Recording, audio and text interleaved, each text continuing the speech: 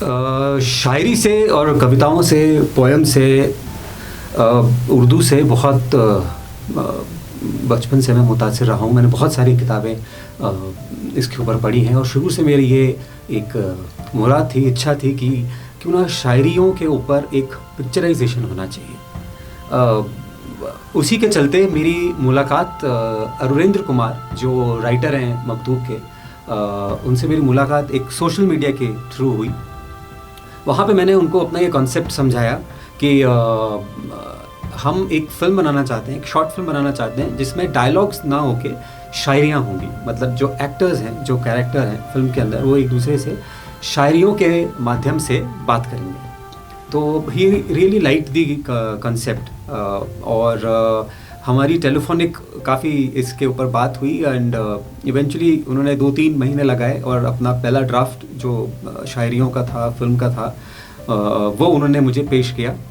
मकतूब, खैर मुझे तो मकतूब का मतलब भी नहीं पता था। तो ये कहानी कुछ यूँ शुरू हुई थी कि एक दिन मुझे इंस्टाग्राम पे मैसेज आया सुबस्तु सर का और उन्होंने कहा कि मुझे आपके साथ एक शॉर्ट फिल्म बनानी है। मेरे को लगा यार कोई मजाक कर रहा है, क्योंकि इससे पहले मैंने कभी कोई काम किया ही नहीं, शॉर्ट फिल्म वगैरह का कभी लिखी ही नहीं। तो मैंने कहा कि सर मैंने इससे पहले कभी कुछ किया ही नहीं ऐसा। तो इन्होंने कहा कि मैंने आपकी शायरी पढ़ी और मैं आपको 3-4 महीने से इंस्टाग्राम पे फॉलो कर रहा हूँ और ये स्टोरी बहुत डिफरेंट होने वाली है। इस बार पूरी नरेशन सिर्फ एक पोएटिक वे में चलेगी। मैंने कहा यार इससे पहले तो ऐसा कुछ हुआ ही नहीं है। तो उन्होंने कहा यही तो करना है। तो मुझे लगा ना यार कोई प्रैंक वगैरह कर रहा है, कि कोई मजाक वगैरह कर रहा है, मज़े ले रहा है मेरे। मैंने कहा सर इससे पहले आपने कुछ काम किया?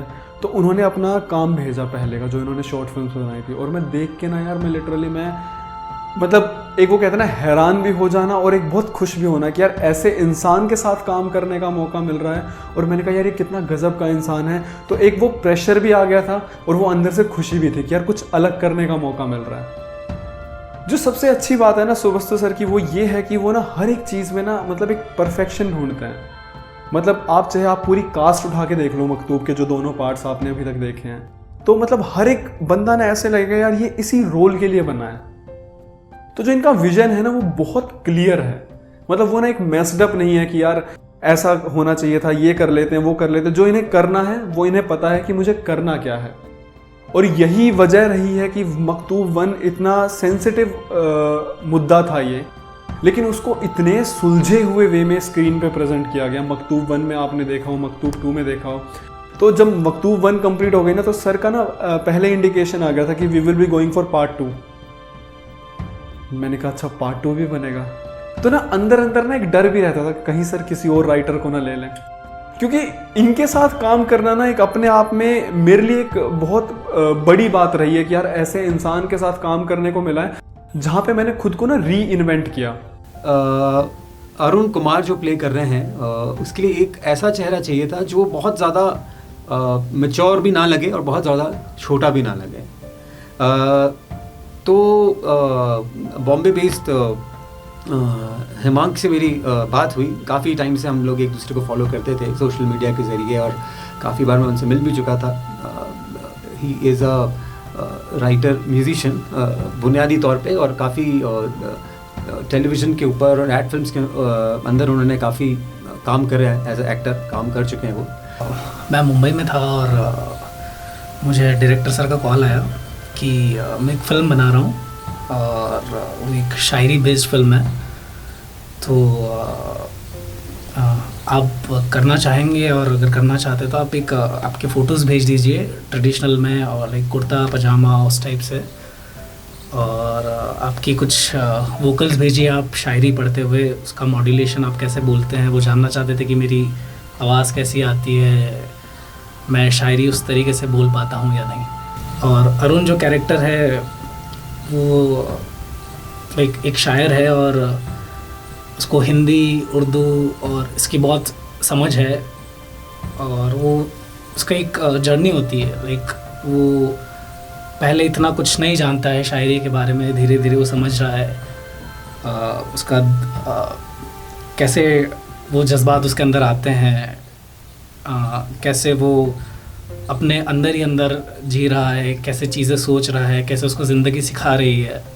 और जो फर्स्ट फिल्म थी उसमें मुझे चीज़ें समझ में आई, जो अरुण का कैरेक्टर था वो क्या सोचता है, उसके अंदर क्या चलता है, उसने कैसे चीज़ें सीखी हैं, लिखना कैसे सीखा है, वो किस तरीके से बात करेगा, किस तरीके से चलेगा, उसके ज़िंदगी में संगीत भी कितना वो है जो उसे टच करता है, और हर एक शब्द को उसको बहुत ही शब्द का रस ले लेके उसको बोलना होता है, क्योंकि एक शायर होता है जो हर शब्द की गहराई को समझता है।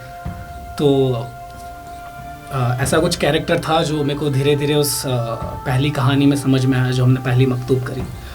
और सेकंड मकतूब में जर्नी आगे बढ़ती है और उसका दिल टूटा हुआ होता है और सोच बढ़ती है, वो मैच्योर होता है।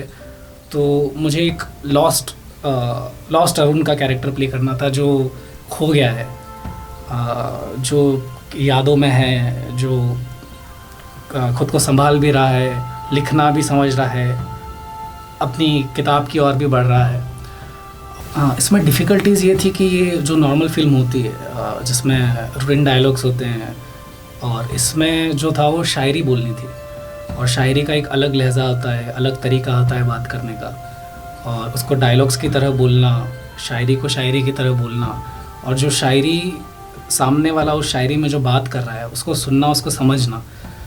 तो ये एक चैलेंज था कि शायरी को शायरी भी लगे और डायलॉग्स भी लगे, ये दोनों मेंटेन करना थोड़ा टफ था। यशवंत साहू ने इस फिल्म का सिनेमाटोग्राफी किया है। जैसा वर्ड बोला जाता है सिनेमाटोग्राफी, एग्जैक्टली उसी तरीके का फ्रेम्स सिनेमा जिस फिल्म में यूज़ हुआ है वो हमें देखने को मिलता है। वो अपने काम में काफ़ी माहिर हैं, is quite perfectionist of course, particular about light, particular about mood कि आप जो शूट कर रहे हैं उसके अनुसार आपका एम्बियंस होना चाहिए, आपका लाइट का तरीका, सेटअप उस तरीके का होना चाहिए। And he is involved in a lot of behind the scene activity as well, as in terms of location. Recce बहुत अहम भूमिका निभाती है उनके लिए। लोकेशन विज़िट करना मेरे को अच्छा रहता है, क्योंकि पता चलता है कि वहाँ पर कैसी, किस समय कौन सी लाइटिंग रहती है और कैसा क्या लोकेशन रहता है, और बैकग्राउंड वगैरह और एंगल्स वगैरह वो सारे वहाँ पर डिस्कस हो सकते हैं। डायरेक्टर के साथ जाकर हम देख सकते हैं। जगत निवास और ओल्ड सिटी, उदयपुर की ओल्ड सिटी हमने यूज़ की है पूरी फिल्म में। मेरा फेवरेट शॉट जो फर्स्ट फिल्म का है, फर्स्ट पार्ट का, और पहला ही शॉट है वो, और बहुत ही अच्छा एक शूट है उसमें। लाइट वगैरह बहुत ही प्रॉपर आ रही थी। बैकग्राउंड इस फिल्म का जो मैं चाहता था बिल्कुल वैसा ही साहिल जोनस ने बनाया है। I never wanted it to loud, मतलब ऐसा नहीं होना चाहिए कि there is drama in the film, there is a lot of shayari in the film. उसको ओवरशैडो नहीं करना था। उसको ये होना चाहिए था कि बैकग्राउंड जो साथ में जो डायलॉग्स आ रहे हैं, जो शायरी आ रही है, जो वॉइस ओवर आ रहे हैं, वो बैलेंस्ड वे में चलते रहें। इंस्ट्रूमेंट उस एम्बियंस के हिसाब से रहें, उस कहानी के हिसाब से चलें। जो इस फिल्म के डायरेक्टर है सुबस्तु सर, उन्होंने मुझे बताया था कि एक मूवी बना रहे हैं जिसमें मेन जो शायरी को लेकर बना रहे हैं। तो जब वो फिल्म लेके आए मेरे पास, जो फर्स्ट जो कट होता है वो दिखाने के लिए, तो तब मुझे बहुत थोड़ा चैलेंजिंग लगा, क्योंकि बिल्कुल एक नई चीज़ थी। शायरी होती है, डायलॉग्स होते हैं, डायलॉग्स में आप जो बोलते हो वो एग्जैक्टली आप समझ सकते हो, लेकिन शायरी का जो बोलने का तरीका होता है उससे भी बहुत से मतलब उसके मतलब चेंज हो जाते हैं।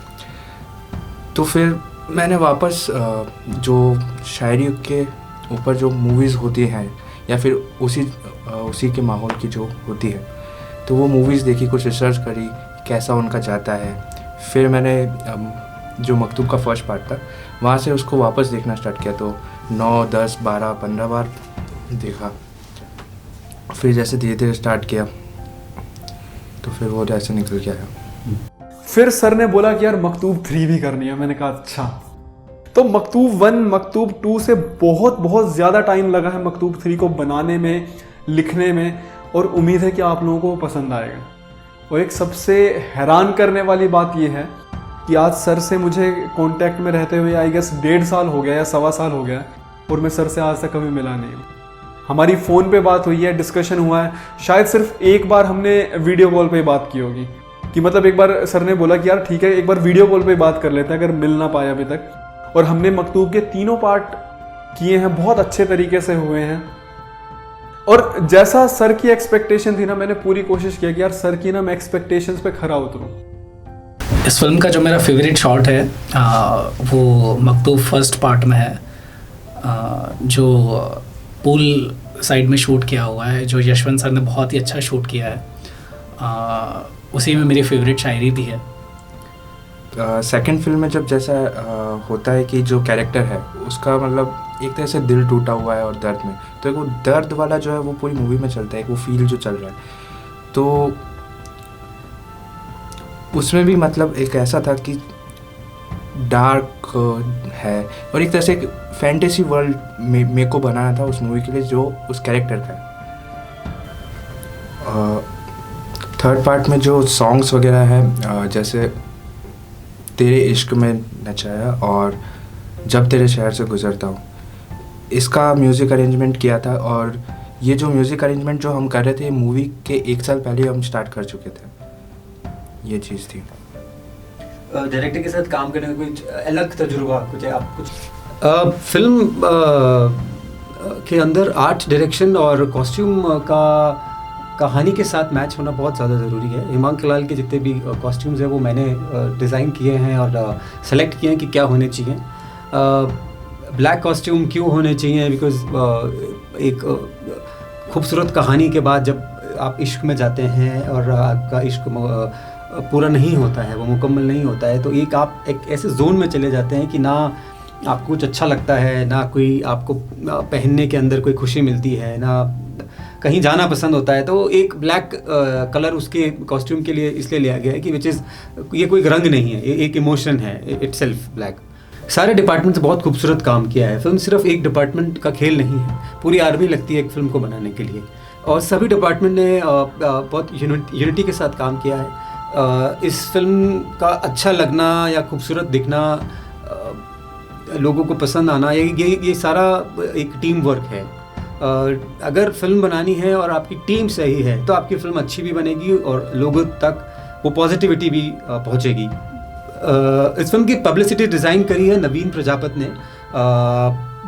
बहुत पर्टिकुलर है वो, बहुत खूबसूरत पोस्टर डिज़ाइन किया है उन्होंने। और मकतूब जो टाइटल है वो कीर्ति वैष्णव, वन ऑफ माय फ्रेंड, उनके पास एक कहानी थी और ये टाइटल उनका था। तो मैंने कीर्ति से रिक्वेस्ट करी कि यार ये टाइटल के ऊपर मैं फिल्म बनाना चाहता हूँ, तो आप अनुमति दें तो मैं फिल्म बनाऊँ, and she said yes of course. So इस तरीके से टाइटल आया Maktoob. Maktoob Bombay International Film Festival, Kolkata International Film Festival, Delhi International Film Festival and World Indian Short Film Festival which is been organised by Mini Box Office, तो ये सभी में nominated रही है, स्पेशल जूरी मेंशन रहा है। और जो दूसरी मकतूब फिल्म है, या मैं कहूँगा दूसरा भाग है उसका, उसके लिए हमारे सिनेमाटोग्राफर यशवंत साहू को बेस्ट सिनेमाटोग्राफी का अवार्ड मिला है, which is in the world international Film festival 2020। Second film को सर ने भेजा था वर्ल्ड इंडियन फिल्म फेस्टिवल में, वहाँ पर लकीली उसको बेस्ट सिनेमाटोग्राफी अवार्ड मिल गया।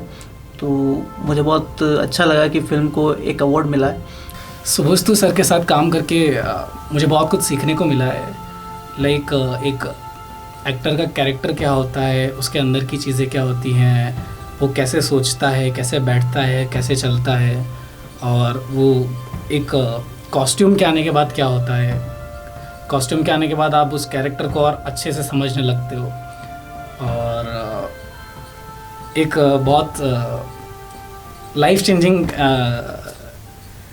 बोल सकते हैं इसको, इस चीज़ को, कि जब पहला शॉट था मेरा, तो वो सीरियसनेस लाने के लिए मैंने एक थप्पड़ खाई थी। और उस पहली थप्पड़ में, पहले शॉट में मुझे समझ में आ गया था कि फ़िल्म का इम्पोर्टेंस क्या है, मतलब ये कितनी सीरियस फिल्म है, किस चीज़ के बारे में है, क्योंकि वो गहराई तब तक समझ में नहीं आई थी और वो चीज़ ज़रूरी भी थी, जिससे मेरे को इस फिल्म की सीरियसनेस पता चली। डायरेक्टर सर के साथ काम करने का एक बहुत ही अच्छा एक्सपीरियंस रहा था। साथ में सीखने को तो ऑब्वियसली मिला, प्लस ये चीज़ थी डायरेक्टर सर की वो आपको एक फ्रीडम दे देते हैं। जो भी आप काम कर रहे हो वो अपना आइडिया बता देते हैं, लेकिन फिर वो आपको फ्रीडम दे देते हैं। तो जब वो आपको एक फ्रीडम मिलती है तब एक आपके ऊपर एक बहुत रिस्पॉन्सिबिलिटी आ जाती है कि अब आपको अच्छी से अच्छी चीज़ करके देनी जो उनको चाहिए। तो वो बहुत सीखने को भी मिला, बहुत अच्छा लगा मुझे काम करके।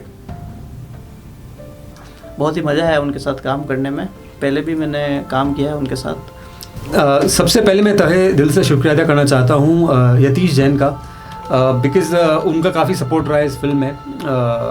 As an executive producer also Yash Sharma, the distributor of the film, जिनका चैनल है माई सिटी माई एंगल, उन लोगों ने काफ़ी सपोर्ट किया इस फिल्म को अवार्ड फंक्शंस में भेजना एंड द एंटायर रिलीज तक जो भी चीज़ रहती है।